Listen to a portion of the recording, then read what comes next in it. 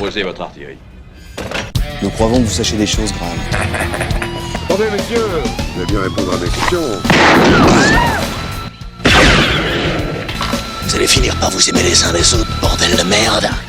Rebonjour ou bonjour à tous, si vous n'avez pas vu la vidéo précédente qui concernait les flops. Comme je le disais sur la précédente vidéo, je suis vraiment surpris de l'intérêt porté à ce que je fais pour le moment. Remercie donc aux personnes qui m'ont envoyé des messages. Oui, il n'y a pas de messagerie sur YouTube, mais comme je l'ai expliqué dans ma vidéo précédente, je dois valider chaque commentaire. Voilà. Donc voici ma deuxième partie. Cette vidéo va être coupée en deux, comme je l'ai fait pour les flops, parce que ça risque d'être long. Parce que j'ai porté ma liste une fois de plus à 15 films. Ça fait beaucoup. L'année prochaine, je ferai peut-être autrement. En tout cas, il y avait tellement à discuter. 30 films en tout, c'est même pas le reflet de tout ce qui est sorti en termes de qualité et de navet. Ceci est donc le reflet de ce que j'ai aimé sur l'année 2019, avec certains films passables, mais qui m'ont suscité un certain intérêt. N'oubliez pas, tous les goûts sont dans la nature, chaque avis se respecte. C'est parti pour les tops. Numéro 15, Terminator Dark Fate. Ok, je vous vois de là. Certains vont sûrement me dire « Quoi, t'as aimé cette merde et tu classes Avengers Endgame dans les flops ?» Eh bien oui, j'ai aimé ce Terminator même avec tous ses défauts. Donc film de Tim Miller, scénario de James Cameron, coproduit par la Fox et Paramount. Peut-être que Disney rachètera la Paramount, un de ces quatre.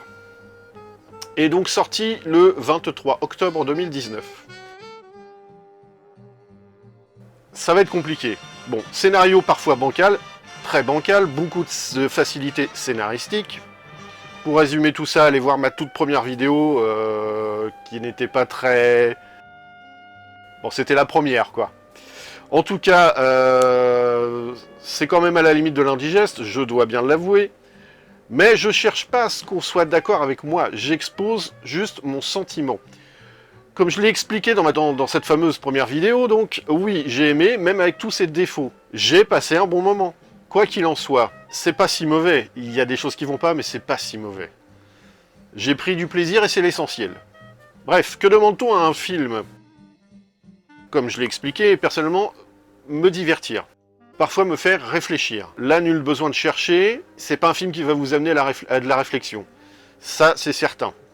Pour cette 15e place, le choix était compliqué, comme vous le savez, et très cornélien, avec Avengers Endgame. Préférant l'histoire de Terminator, en général, à celle de certains Marvel, souvent, la déduction s'est faite d'elle-même, en fin de compte. Numéro 14, The Highwayman, film de Johnny Hancock, produit et distribué par Netflix, sorti le 29 mars 2019. J'ai beaucoup apprécié. Très bon casting, bonne réalisation, quelques petites incohérences historiques, quoique. En tout cas, bien vu, bonne idée, le point de vue côté police, au détriment de celui de Bonnie and Clyde, qu'on a plutôt l'habitude de voir dans tous les films traitant du sujet, puisque leur histoire a toujours été présentée, comme des héros, non comme des tueurs de sang-froid. Ce qu'ils étaient, faut pas l'oublier. En tout cas, c'est couillu. C'est couillu, avec un Kevin Costner et un Woody Harrelson au top. À voir, je vous le conseille, j'en veux encore des films comme ça. J'ai vraiment passé un super moment. Numéro 13, Nicky Larson et le parfum de Cupidon. Film de Philippe Lachaud, produit par Sony et sorti le 6 février 2019. Bravo à Monsieur Lachaud et à sa bande. Super adaptation, tellement respectueuse de l'œuvre originale, pour ceux qui l'ont connue, que ce soit en manga ou en dessin animé.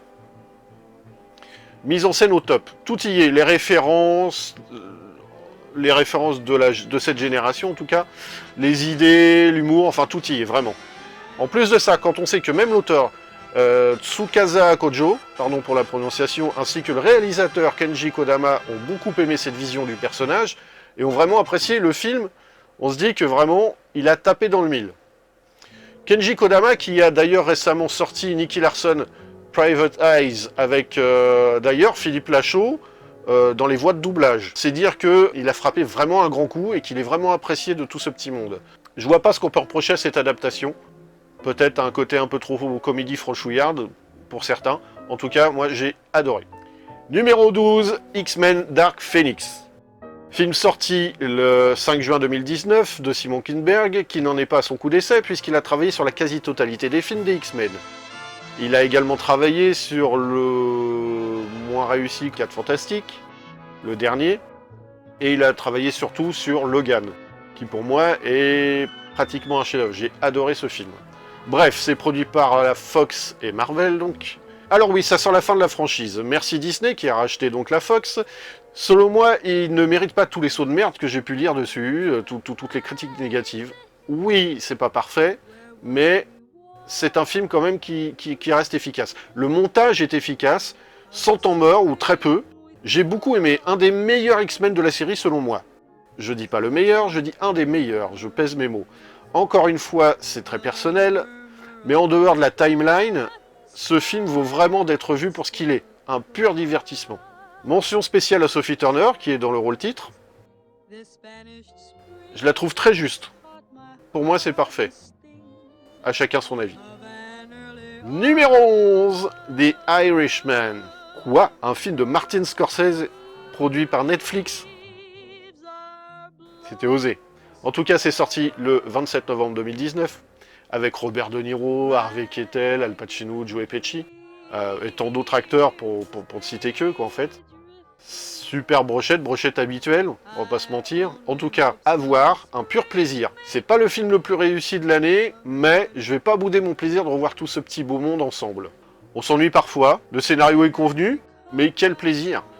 Point négatif du film, s'il faut en trouver un vrai, le rajeunissement de certains acteurs, qui n'est pas crédible. Bon, en effet, ne joue-t-on pas avec la fibre nostalgique des spectateurs?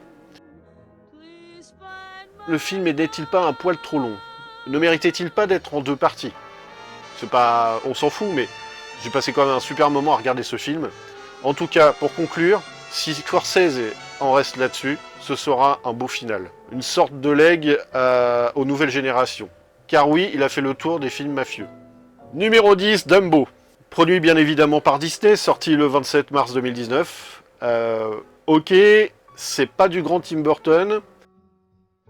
Ok, c'est un vrai paradoxe et en totale contradiction avec ce que je dis sur ma vidéo des flops concernant les adaptations Disney, mais j'ai aimé cette vision. De Vito et Eva Green, ils sont, entre autres, ils sont formidables. Et justement parce que c'est un film de Tim Burton, contrairement à ce qu'en disent certains, toutes ces références y sont. Seulement, c'est beaucoup plus finement amené. C'est discrètement placé par-ci par-là. Ce qu'il faut savoir, c'est qu'à la base, je ne suis pas un fan de Tim Burton. J'ai appris à le découvrir et à aimer son travail au fur et à mesure des années. En tout cas, c'est d'une noirceur colorée. Ouais, c'est ça, on peut dire ça comme ça. Bref, regardez-le et faites-vous votre avis. Numéro 9, Alita, Battle Angel. Clem est là pour en parler avec moi. On n'est pas du même avis, elle vous donnera le sien après. J'ai envie de dire enfin une adaptation en film de l'œuvre de Yukito Kishiro. Film produit par la Fox, sorti le 13 février 2019. Très fidèle à l'original, peut-être même un peu trop en fait, s'il lui faut un défaut. Cela reprend quasi élément par élément l'adaptation qui avait été faite en OAV en 1993. Je dis quasi car il manque beaucoup de choses et pas mal de raccourcis sont faits. Pour autant, l'adaptation en question est vraiment réussie. J'ai adoré. Bravo à Robert Rodriguez d'avoir réalisé ce film, bravo à James Cameron de lui avoir laissé les rênes. En tout cas, c'est nettement meilleur qu'a été fait pour Terminator, en tout cas. On n'est pas sur la même chose, mais on est dans le même état d'esprit, et c'est surtout James Cameron qui est derrière. Toutefois, un bémol. La fin et les raccourcis qui sont faits au cours du film. Ça demande clairement une suite. Si Disney se décide à le faire, puisque, comme vous le savez, ils ont racheté la Fox récemment. À suivre donc. Bon, et toi, qu'est-ce que tu en penses ? Alors, je suis pas du tout de cet avis.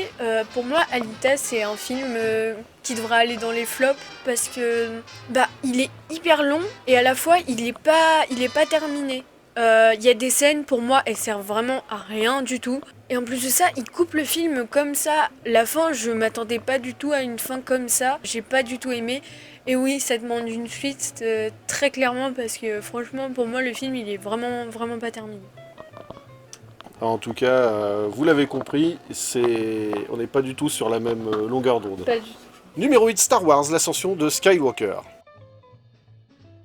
T'es encore là? Tu seras sur l'autre vidéo. Hein. Sorti le 18 décembre 2019 par le trio, bien évidemment, Lucasfilm, Disney, Bad Robots. Alors oui, il est dans mes tops. Oui, je le trouve très bien. Peut-être même qu'il mériterait d'être plus haut dans le classement, selon moi. En tout cas, 5e film Star Wars sous l'ère Disney. Très belle conclusion, film casse-gueule par excellence. La tâche de reprendre le flambeau après l'épisode 8 n'était pas chose aisée. Et pourtant, défi relevé haut la main, ce qui a vraiment pas dû être évident, surtout après le massacre de Monsieur Johnson, qui a fait son film au détriment du peu de choses qui avaient été mises en place par J.J. Abrams avec l'épisode 7. Comme le dirait un autre youtubeur que j'aime beaucoup, qui s'appelle Dirty Tommy, entre autres les cousins font leur cinéma, après le doigt dans le cul mis par Rian Johnson, ça fait du bien de voir ce film. Je suis complètement d'accord avec ça.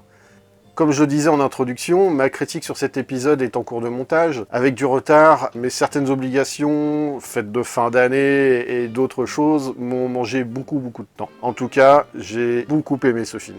Numéro 7, Edmond. Film sorti le 9 janvier 2019, produit par la Gaumont, enfin une production qui n'est pas de Disney, et réalisé par Alexis Michalik, réalisateur de pas mal de petits films sympas, également un second rôle dans le film Le Chant du Loup. C'est une sorte de biopic sur la jeunesse d'Edmond Rostand, servi par un excellent Thomas Oliveres, servi par un casting globalement vraiment très bon, et c'est sur la période où il a écrit Cyrano de Bergerac. 1h50 de pure comédie dans les vrais sens du terme. Numéro 6, l'incroyable histoire du facteur nommé Cheval. Magnifique film de Niels Tavernier, fils de Bertrand Tavernier, produit par la SND, groupe M6, et sorti le 16 janvier 2019. Magnifique histoire vraie d'un facteur, le nommé Cheval donc, qui s'était mis en tête de construire le palais idéal. Cela lui a pris environ 33 ans. C'est magnifique. Tout y est raconté dans le moindre détail. Comment il s'y est pris, les matériaux employés, les méthodes qu'il a utilisées, sa vie de famille, l'amour démesuré qu'il avait pour sa femme et sa fille. La perte de cet enfant lui sera fatale d'une certaine manière, psychologiquement en tout cas. Je veux pas spoiler parce que c'est vraiment une histoire qui est très touchante, qui est très bien jouée. Je vous engage vraiment à voir ce film. C'est très bien réalisé avec des acteurs extraordinaires. Un Jacques Gamblin qui est absolument magnifique de justesse et de tendresse. Une Laetitia Casta, un Bernard Lecoq et bien d'autres encore qui sont absolument époustouflants. Et pour information, comme je vous l'ai dit tout à l'heure, cet édifice est encore debout et visitable et se situe dans la région de la Drôme.